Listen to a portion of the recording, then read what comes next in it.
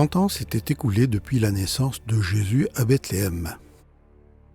César Auguste était mort, son fils adoptif, César Tibère, régnait sur l'Empire romain.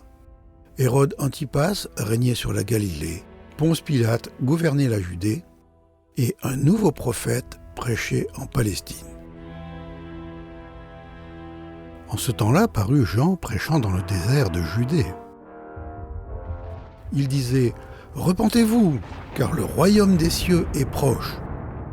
Jean est celui qui avait été annoncé par Ésaïe le prophète lorsqu'il dit « C'est ici la voix de celui qui crie dans le désert. Préparez le chemin du Seigneur, aplanissez ses sentiers. » Jean avait un vêtement de poil de chameau et une ceinture de cuir autour des reins. Il se nourrissait de sauterelles et de miel sauvage.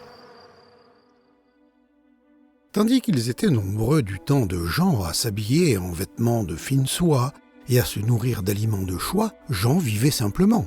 Il était un homme investi d'une mission. Jean était le précurseur du roi.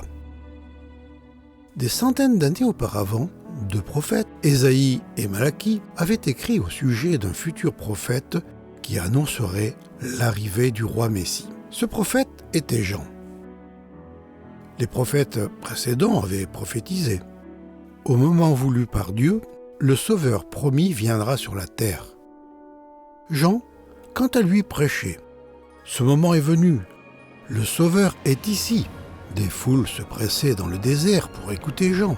Ceux qui ont confessé leur nature pécheresse et leur besoin d'un Sauveur ont été baptisés dans le Jourdain. De cette manière, ils montraient leur foi dans le Messie, qui allait les purifier de leur grande dette de péché et les habiller de sa justice. Jour après jour, semaine après semaine, Jean parlait au peuple du Sauveur venu du ciel. « Celui qui vient après moi vous baptisera avec le Saint-Esprit. Je ne suis pas même digne d'enlever ses chaussures. »